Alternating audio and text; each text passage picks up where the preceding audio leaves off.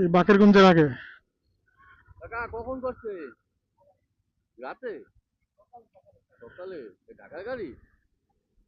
কোন মানে দুর্ঘটনা ঘটছে? রাতে ছিল না?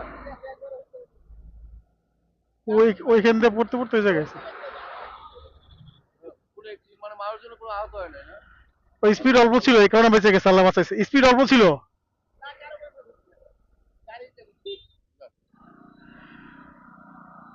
যাক আল্লাহ বাঁচাইছে। যা ক্ষতি হয়েছে গাড়ি হয়েছে।